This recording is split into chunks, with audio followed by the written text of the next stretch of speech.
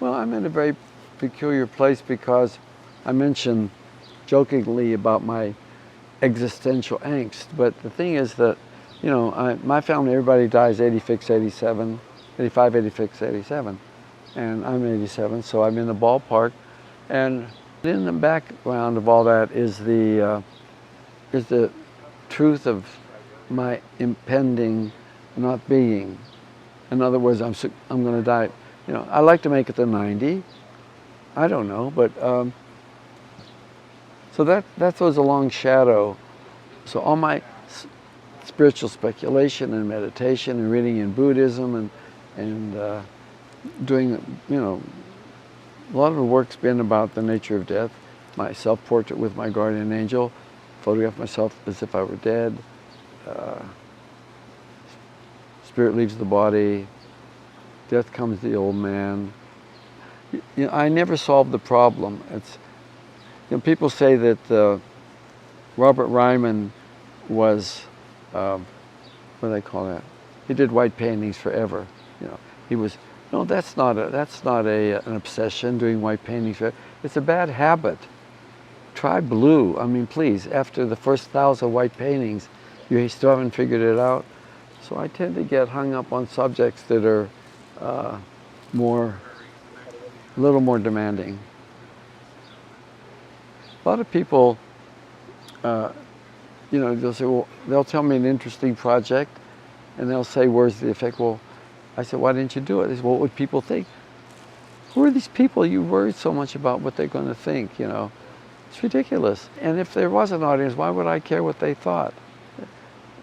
Well, that's this whole thing about Facebook and 1,000 friends who love you. Nonsense. This whole country wants to be a cheerleader. The whole country wants to be popular. Mr. Popularity, The ideal couple in high school, 10 years later, aren't so ideal. I began to move away from the still image out of the frustration with the still image. I took a picture of you, and I would show somebody the picture, and I said, well, that's a nice looking guy. Yeah, but what do I know about you from the picture? Nothing, really.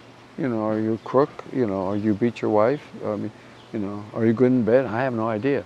So the mirror, your nose and your eyes, I don't care. But so how do I get beyond description?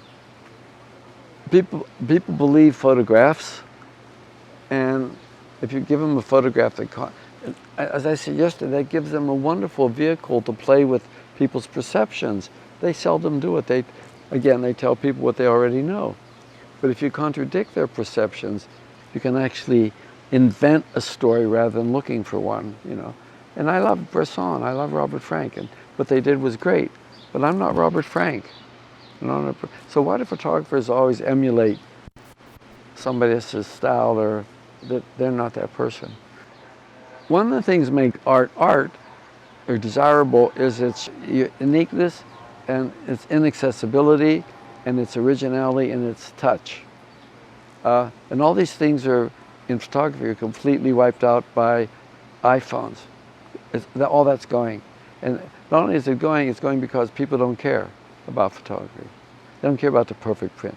That group will become smaller and smaller of connoisseurs.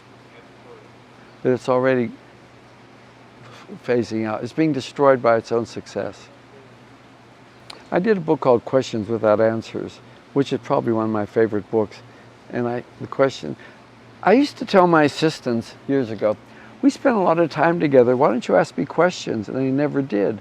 So then I said, well, I'll ask the questions. And the questions are very easy. What is life? What is death? What is God? What is humor? The fundamental things that we take for granted. And I had to figure out the answer. Like, who am I? That was really tough. I wrote, I seem to be what I am experiencing. That was interesting. I seem to be, like right now I see my hand, I hear the noise, I hear the echo of my voice in the ears, I feel the place where my ass is touching the chair, there's a nice breeze. I'm experiencing this.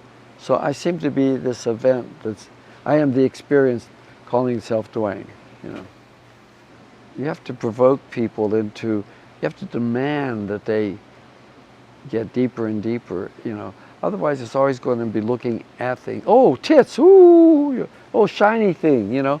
And our culture doesn't want you to think too deeply. Certainly in photography, it's so mesmerized and defined by mere observation. I said, when you bring insight into the observation is when you become the artist. To say, oh, this is a picture of my grandmother. Okay, an old lady, so what? But if you wrote, this is a picture of my grandmother, and my grandfather was abusive, and she was probably the saddest woman I had ever known. Bow! Now we're talking. You know, up to then it's description. But when I annotate, it's the annotation that makes the difference.